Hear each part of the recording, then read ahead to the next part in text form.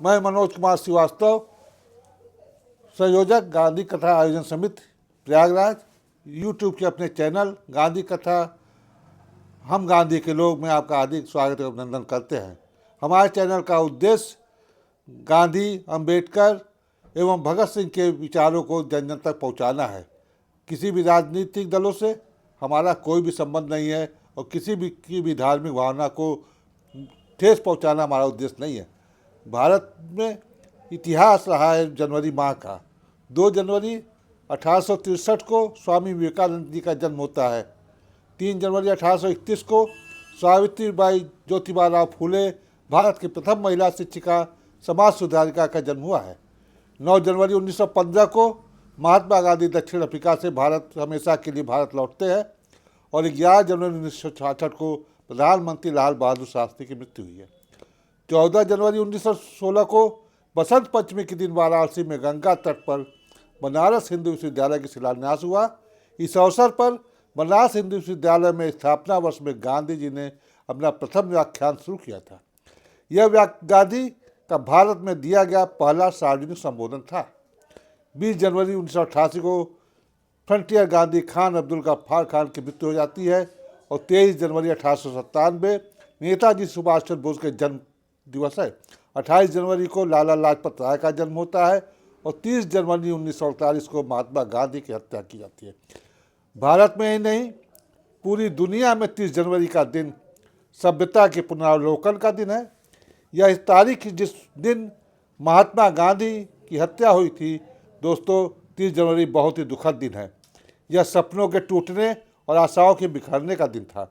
इस मनहूस दिन को 144 दिन के घुटने चलते एक नवजात राष्ट्र के पेट में 3 गोलियां दाग दी गई। उन गोलियों की प्रतिध्वनि अभी तक हमारे कानों में गूंजती रहती है। स्वतंत्रता के बाद की यह प्रथम आतंकवादी घटना थी। दुनिया व्यक्तियों को उनके जन्म दिन से याद करती है, लेकिन हमारा मानना है कि जन्म एक इत्तेफाक है। इस पर जन्म लेने वाले का कोई वश नहीं चलता।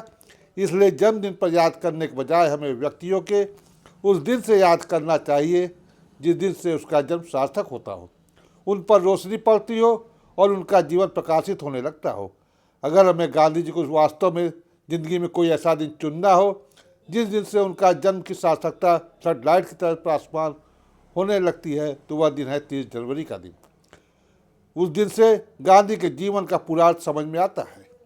गांधी क्यों जिए, वे उनके मौत से और मौत के तरीके से पता चल जाता है। उनकी मौत के तरीके से ऐसी स्थिति बनी जिसने एक प्रकार से गांधी को ईसा मसीह या सुकरात की श्रेणी में लाकर खड़ा कर दिया। ईसा को सूली पर चढ़ाया गया था, सुकरात को जहर देकर मारा गया था और गांधी को अपनी छाती पर 3 गोलियां खाकर शरीर छोड़ना पड़ा था। ईसा के सूली पर चढ़ने को दुनिया के करोड़ों लोग ठीक उसी प्रकार स्मरण करते हैं जिस प्रकार हम गांधी को जनवरी 1948 को गांधी जी की छाती पर लगी 3 गोलियों के बाद ही स्मरण करते हैं। इसी बात को जवाहरलाल नेहरू ने दूसरे शब्दों में कहा है, यह एक महाकाव्यात्मक जीवन का महाकाव्यात्मक अंत था। It was an epic end of an epic life. Gandhi का जीवन घटनापूर्ण और नाटकीय था। शायद ही उनकी जिंदगी का कोई ऐसा दौर रहा हो भाइयों जिसे हम समतल कर सकें। यह कैसे मुमकिन था कि गांधी की मौत एक साधारण मौत हो। बिस्तर में बुढ़ापे से, बीमारी से जर्जर होकर बूढ़े आदमी की मौत, गांधी की मौत को भी नाटकीय ही होना था। एक नाटकीय जीवन का नाटकीय अंत। आकाशवाणी से प्रकाशित अपने संदेश में पंडित नेहरू ने कहा था कि the light has gone and there is darkness everywhere. I don't know what to tell you and how to say that our beloved leader Bapu, as we call him the father of nation, is no more. हमारे बीच से रोशनी चली गई है और सर्वत्र अंधेरा हो गया है। मैं कैसे और किन शब्दों में कहूँ कि हमारे पूज्य बापू, जिन्हें हम राष्ट्रपिता भी कहते हैं, इस दुनिया में नहीं रहे। लॉर्ड माउंटबेटन जो तत्कालीन वायसराय थे, वो कहते हैं कि ब्रिटिश हुकूमत अपने काल परिवर्तन कलंक से बच गई। आपकी हत्या आपके देश, आपके राज्य, आपके लोगों ने की है। यदि इतिहास आपका निष्पक्ष मूल्यांकन कर सका तो वो आपको ईसा और बुद्ध की कोटि में रखेगा। और कोई कौम इतनी कृतज्ञ और खुदगर्ज कैसे हो सकती है जो अपने पिता तुल्य मार्गदर्शक की छाती छलनी कर दे। ये तो निशंस बर्बर नर बच्चे कातिलों में भी नहीं होता है। और उस पर निर्लजता ये कि इन्हें इस कृत्य का अफसोस तक नहीं है। साथियों, चर्चिल कटाक्ष करते हैं हम लोगों पर और कहते हैं कि जिस गांधी को हम इतने दिनों तक जीवित रखे वो अपने देश में 2 वर्ष भी जीवित नहीं रह सके। 31 जनवरी को बापू के सम्मान में हिंदुस्तान स्टैंडर्ड समाचार पत्र जो है पूरा खाली रख दिया गया था, जिसके मुख्य पृष्ठ पर इतना ही लिखा था कि गांधी जी अपने ही लोगों द्वारा मार दिए गए। भगवान हमें सद्बुद्धि दे। विश्व इतिहास का यह दूसरा क्रूसिफिक्शन भी एक शुक्रवार को किया गया, ठीक वही दिन जब आज से 1915 साल पहले ईसा मसीह को मारा गया था। परम पिता हमें माफ़ कर दे। संयुक्त राष्ट्र संघ ने अपना झंडा झुका दिया था। 31 जनवरी को जब बापू की अर्थी जा रही थी तो रामधारी सिंह दिनकर राष्ट्र कवि ने लिखा कि यह लाश मनुष्य की नहीं, मनुष्यता के भाग्य विधाता की है। यह बापू की धरती नहीं, अर्थी नहीं, यह भारत माता की अर्थी है। मानवता की जो कब्र होगी वही गांधी की समाधि होगी। महान वैज्ञानिक अल्बर्ट आइंस्टीन ने कहा, गांधी ने सिद्ध कर दिया कि केवल प्रचलित राजनीतिक चालबाजियों और धोखाधड़ियों के मक्कारी भरे खेल के द्वारा ही नहीं, बल्कि जीवन के नैतिक पुरुष श्रेष्ठतर आचरण से प्रबल उदाहरण द्वारा भी मनुष्यों का एक बलशाली अनुगामी दल एकत्र किया जा सकता है। अल्बर्ट आइंस्टीन ने कहा कि आने वाली पीढ़ियां ये विश्वास नहीं कर पाएंगी कि ऐसा हाड़ मांस का निस्वार्थ मानव अहिंसा एवं मानवता का पुजारी इस पृथ्वी पर अवतरित हुआ था। रोमा रोला उपन्यासकार का कथन है कि महात्मा गांधी वो शख्सियत थे जिन्होंने 30 करोड़ भारतीयों को जगा दिया, कपा दिया, ब्रिटिश साम्राज्य को आरंभ किया मानव राजनीति का एक ऐसा सशक्त आंदोलन जिसकी तुलना लगभग 2000 वर्षों के इतिहास में नहीं की जा सकती है। महात्मा गांधी या मोहनदास करमचंद गांधी एकमात्र ऐसे भारतीय राजनेता हैं साथियों जिनको सबसे ज़्यादा पसंद भी किया जाता है और जिनसे सबसे ज़्यादा नफरत भी की जाती है। महात्मा गांधी का सभ्यता विचार कुछ मामलों में अव्यावहारिक हो सकता है, चाहे जितना हो, अवांछित तो रत्ती भर भी नहीं था।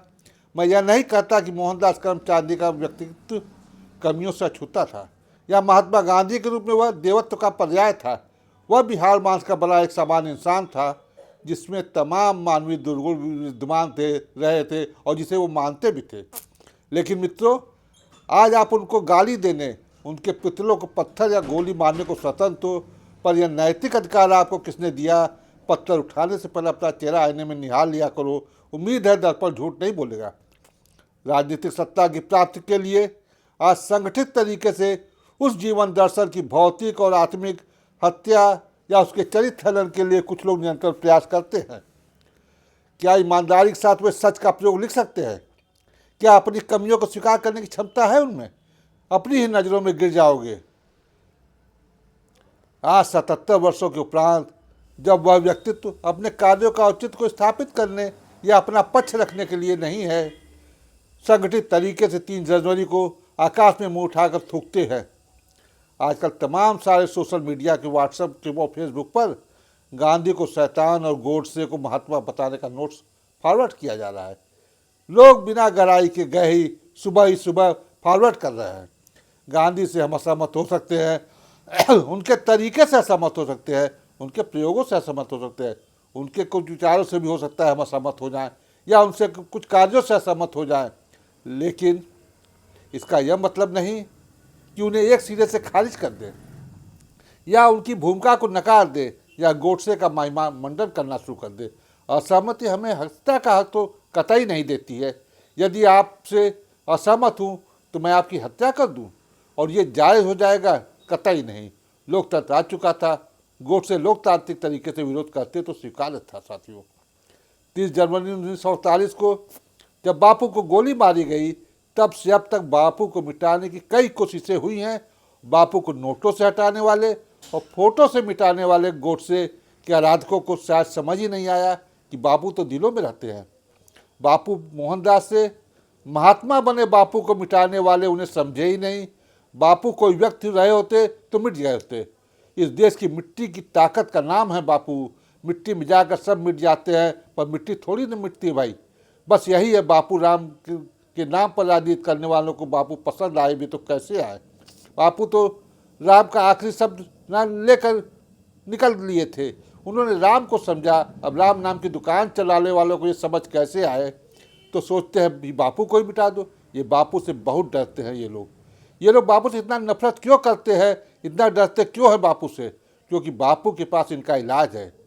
बापू के पास वो इंजेक्शन है भाइयों, जो इनके फैलाए वायरस को जड़ से खत्म करता है। हिंसा के विरुद्ध अहिंसा, नफरत के विरुद्ध प्यार, झूठ के विरुद्ध सत्य। अब हिंसा, नफरत और झूठ राजनीति करने वालों को परेशानी ये है कि बापू का जादू तो सर पर चढ़कर बोलता है, लेकिन मरने के बाद भी गांधी मरे नहीं। ध्यान से देखें तो आज की दुनिया सबसे ज़्यादा तत्व गांधी से ग्रहण कर रही है। वे जितने पारंपरिक थे उससे ज़्यादा उत्तर आधुनिक साबित हो रहे हैं।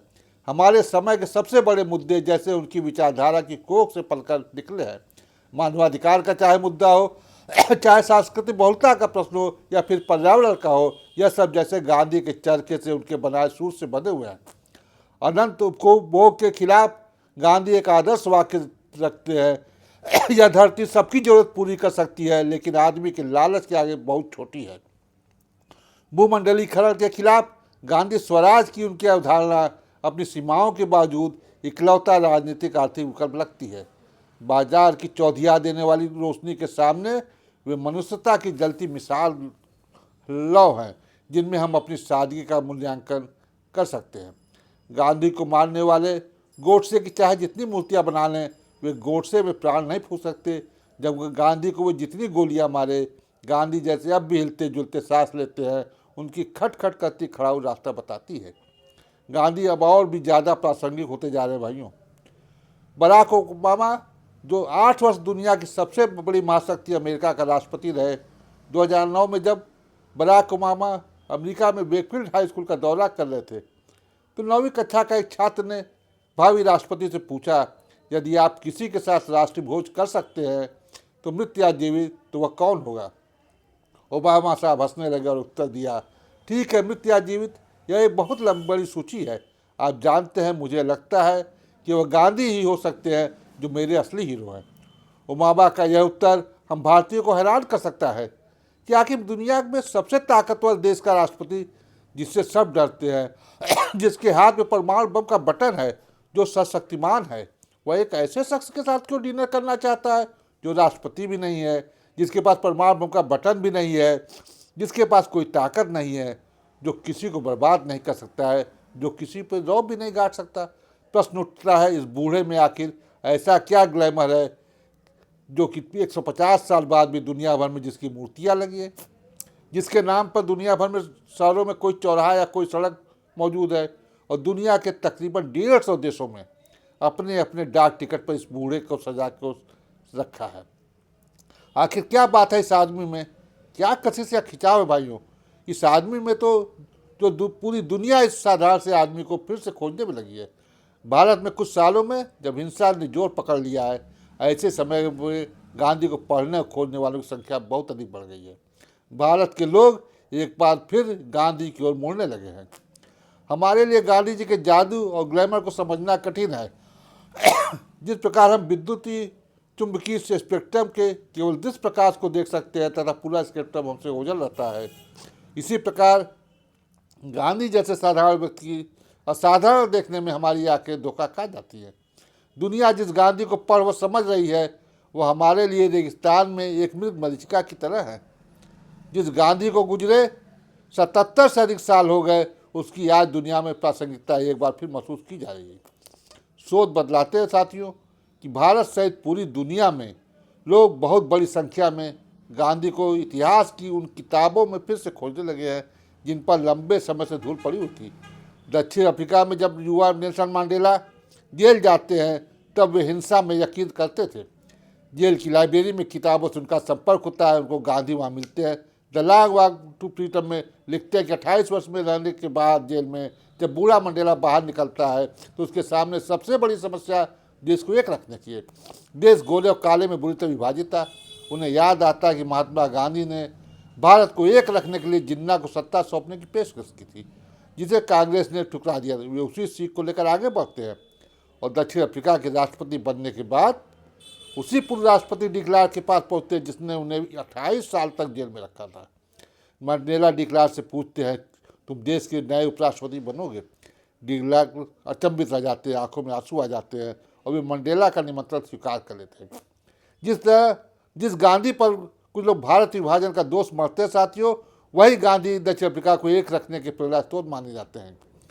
अमेरिका में कुछ वर्ष पहले पूरी दुनिया ने बराक ओबामा को टीवी पर रोते हुए देखा था, जब अमेरिका में एक अंधाधुंध स्कूल में फायरिंग हुई थी और जिसमें कई बच्चे मार दिए गए थे। बराक ओबामा टीवी पर संबोधित करने आए थे और 2 मिनट तक वे रोते ही रहे थे और कुछ भी नहीं बोल पाए थे। वे अपनी जीवनी में लिखते हैं, बराक ओबामा, मुझे उस दुखद घड़ी में महात्मा गांधी याद आए। वो मुझसे पूछते हैं कि भौतिकवाद की अंधाधुंध दौड़ में क्या बना दिया तुमने अपने मुल्क को। और उस दिन पहली बार मुझे एहसास हुआ कि मैं दुनिया का एक महाशक्ति का राष्ट्रपति होकर भी देश की सामाजिक सच्चाई के सामने खड़ा होकर एक आदम आदमी की तरह रोकर बस यही कह पा रहा हूँ, हम क्या बन गए। इस अंधी दौड़ में जहाँ हर महीने 2 महीने में अमेरिका की सड़कों पर हिंसा होती है, गांधी मुझसे कह रहे हैं ये हिंसा करने वाले लोग आतंकवादी नहीं हैं। दरअसल तुम्हारे देश में एक वैक्यूम बन गया है और इन लड़कों के जीवन में कोई मूल्य नहीं बचा है। ये जो बार बार कहा जाता है कि भारतीय सभ्यता जो है ये पश्चिम के कारण असंवेदनशील हो गया है, ये ठीक नहीं है। पश्चिम को इतना खराब बताकर एक आसान तरीका हम खोज लेते हैं। पश्चिम का समाज हमारे समाज से कहीं ज़्यादा संवेदनशील है साथियों। जिस अमेरिकी पायलट ने हिरोशिमा पर बम गिराया था, उस पायलट ने बम गिराने के बाद आत्महत्या कर ली। क्यों?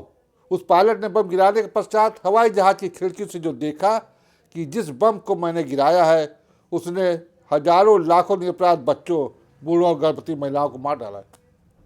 उनकी चीख उसके कानों में गूंजती रही। वो उस अपराध बोध ने उसे जीने नहीं दिया।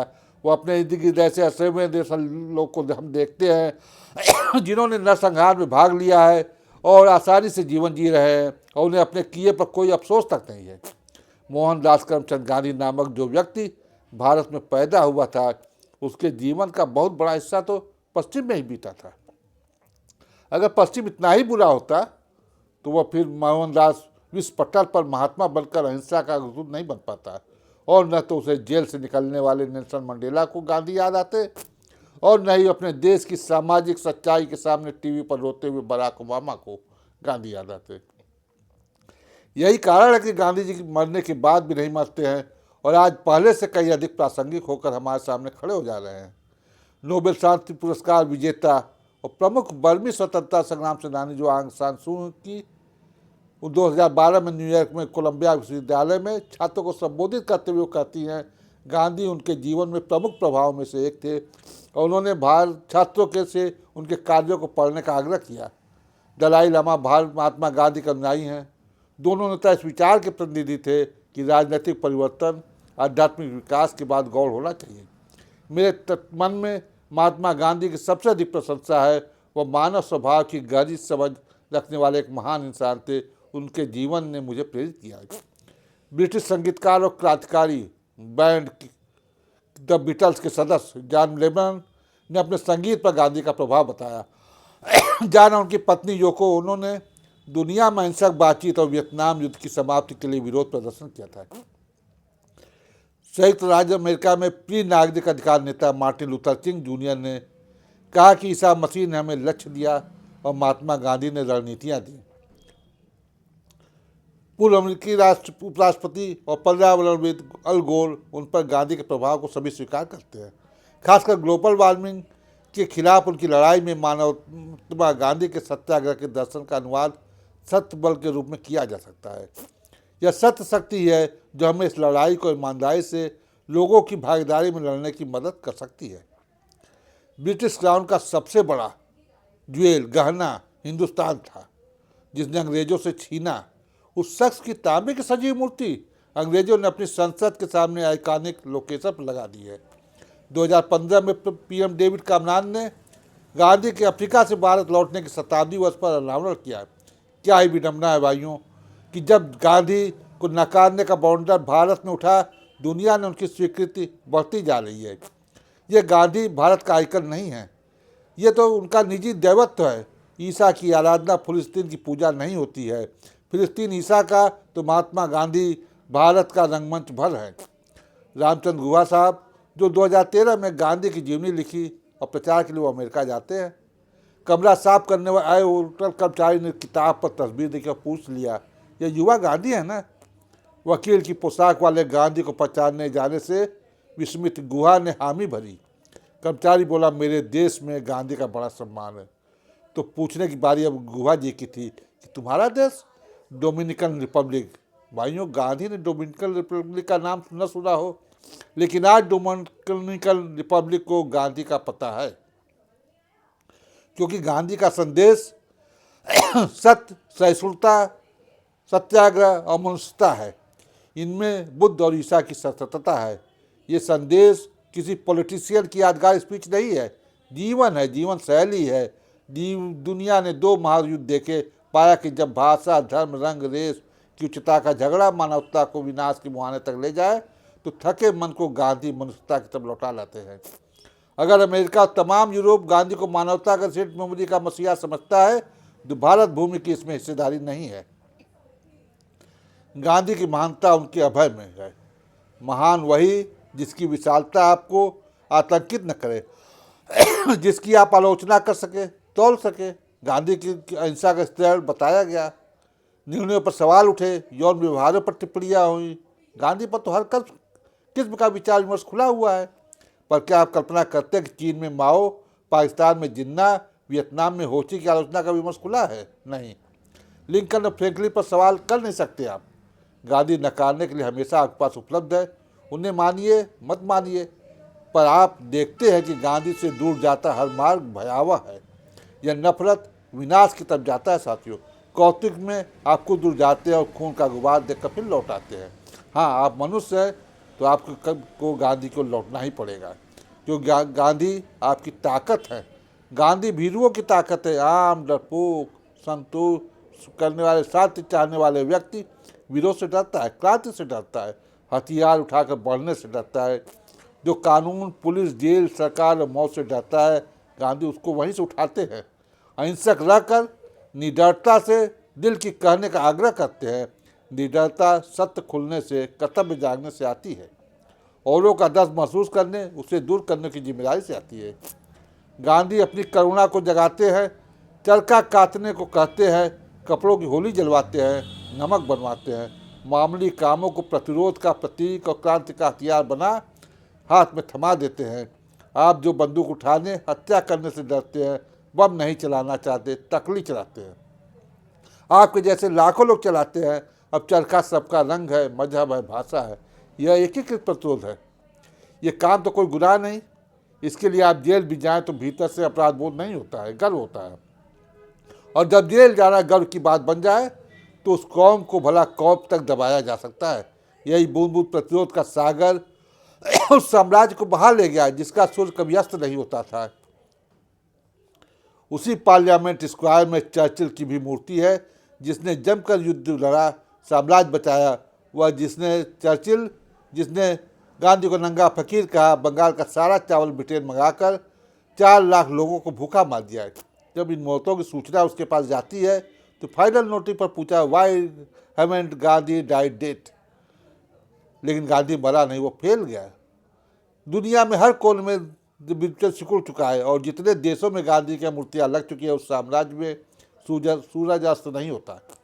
आज भारत से उन्हें हटाने की कोशिशें हैं लेकिन गांधी जरा भी नहीं हिलता। वो अपने कातिलों से निगाहें मिला रहे हैं, ठठा रहे हैं। हिंदुस्तान में कोरोना काल में जब लॉकडाउन लगा था, रोजगार बंद हो जाते हैं, व्यापारी, फैक्ट्री मालिक अपने कर्मचारियों, मजदूरों को उनके भरोसे छोड़ देते हैं, तो उस समय उन्हें अपना गांव याद आता है साथियों।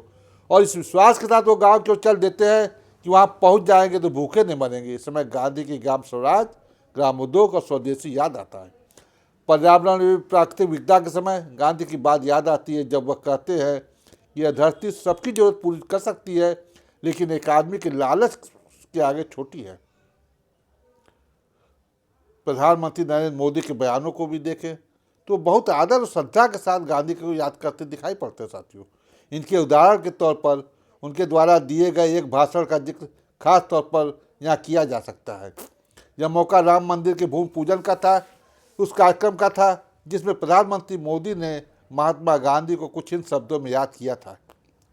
जिस तरह दलितों, पिछड़ों, आदिवासियों और समाज के हर वर्ग ने आज़ादी की लड़ाई में गांधी जी को सहयोग दिया है। उसी तरह आज देश भर में के लोगों के सहयोग से राम मंदिर निर्माण का यह पूर्ण कार्यारंभ हुआ है। राम आज़ादी की लड़ाई के समय बापू की भजनों में अहिंसा और सत्याग्रह का शक्ति बनकर मौजूद थे। राष्ट्रपिता महात्मा गांधी ने राम नाम के इन्हीं सूत्रों से, इन्हीं मंत्रों के आलोक में राम राज्य की सपना देखा था। राम का जीवन, उनका चरित्र ही गांधी जी के राम राज्य का रास्ता है। लेकिन यह कोई पहला मौका नहीं था साथियों, जब प्रधानमंत्री जी ने, नरेंद्र मोदी ने सार्वजनिक तौर पर महात्मा गांधी से नज़दीकी दिखाई नजर आए। मोदी महात्मा गांधी की जयंती और पुण्यतिथि पर उन्हें लगातार याद करते ही रहते हैं। अपने भाषणों में भी जब जब उनका नाम लेते रहते हैं। गांधी को याद करते हुए 2 अक्टूबर 2014 से स्वच्छ भारत अभियान कार्यक्रम चलाते हैं। स्वावलंबी भारत अभियान 21 अगस्त 2022 से चलाते हैं। मेक इंडिया कार्यक्रम 25 सितंबर 2014 से शुरू करते हैं। खादी को प्रमोट करते, चरखा काटते, तस्वीर खिंचाने के साथ साथ वे कई बार साबरमती की यात्रा करते भी दिख चुके हैं। यहाँ तक कि जब भी कोई विदेशी मेहमान भारत आता है तो महात्मा गांधी के साबरमती आश्रम की यात्रा वो जरूर करवाते हैं। चीन के राष्ट्रपति शी जिनपिंग, जापान के पूर्व प्रधानमंत्री शिंजो आबे, अमेरिकी राष्ट्रपति डोनाल्ड ट्रंप, इजराइल के प्रधानमंत्री बेंजामिन नेतन्याहू, कनाडा के जस्टिन ट्रूडो समेत अनगिनत राष्ट्र प्रमुख साबरमती आश्रम उनके साथ जा चुके हैं। इसके साथ प्रधानमंत्री नरेंद्र मोदी जी जब भी किसी अंतर्राष्ट्रीय मंच से बोलते हैं तो महात्मा गांधी का जिक्र जरूर करते हैं।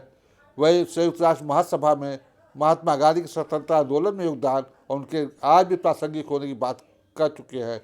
इसके अलावा गांधी जी की 150वीं जयंती पर जब उन्होंने अंतर्राष्ट्रीय अखबार न्यूयॉर्क टाइम्स पर लेख लिखा तो उसमें यही राय जाहिर की कि क्यों भारत और दुनिया को गांधी की जरूरत है। यहाँ तक कि जब नया नागरिकता कानून देश भर में विवाद और विरोध का विषय बन रहा था, तब प्रधानमंत्री नरेंद्र मोदी ने इसका जवाब यह कहते हुए भी दिया था कि यह गांधी जी की इच्छा थी कि पाकिस्तान के जो हिंदू भारत में बसना चाहते हैं वे कभी भी यहाँ आ सकते हैं। जिस सांप्रदायिक फांसीवादी तत्वों ने गांधी जी की हत्या की, आज उन्हें भी गांधी को अपनाने की मजबूरी है। गांधी का भूत उन्हें कभी भी चैन से बैठने नहीं देगा। साथियों, प्रयागराज में महाकुंभ चल रहा है। इस दौरान मुसलमानों के खिलाफ खूब जहर उगला गया। उन्हें कुंभ में आने से रोका गया, लेकिन मौनी अमावस्या के भगदड़ के बाद मुसलमानों ने मस्जिद, स्कूल एवं घरों के दरवाजे खोल दिए तथा सड़कों पर आकर तीर्थयात्रियों के भोजन, पानी, रहने की व्यवस्था की। इस हिंदू मुस्लिम एकता की गंगा, जमुना, सरस्वती ने गांधी का विश्वास फिर जीत गया एवं गांधी पुनः जिंदा हो गए। अंत में मैं यही कहूँगा कि गांधी होने की इच्छा और आकांक्षा आज भी इस हिंदुस्तान में है। गांधी का कितना भी कोई विरोध करे, गांधी बनने की एक इच्छा आज भी सब में है और हमेशा रहेगी। वही हमारे सबसे बड़े आदर्श प्रतिमान हैं। पूरी दुनिया ने कसौटी है जिस पर हर दुनिया का बड़ा नेता अपने को कर सकता है। गांधी हमारे देश में सच से जुड़ते हैं और कभी पुराने नहीं पड़ते। हमें यकीन ही नहीं होता महात्मा गांधी 1927 के पहले के थे या आज के। 30 जनवरी 1927 को जो हुआ साथियों, हम सब भारतवासी उसे रोक नहीं पाए। यह दिवस इस बात का संकल्प भी है कि प्रायश्चित का है कि उनके साथ एक संकल्प भी जुड़ा है, सिर्फ पछतावा ही नहीं है। हम इतना ही संकल्प लेते हैं कि हम उनको आपको मरने नहीं देंगे। आपको जो लोग अब शब्द बोलते हैं या लिखते हैं वह इस बात का प्रमाण है साथियों कि हम जैसे लोगों ने अब तक उनको मरने नहीं दिया है। इस बात के साथ आपकी अपनी बात समाप्त करते हैं कि गांधी के कातिल सब शर्मिंदा हैं, गांधी अब भी जिंदा है साथियों। जय हिंद, जय भारत।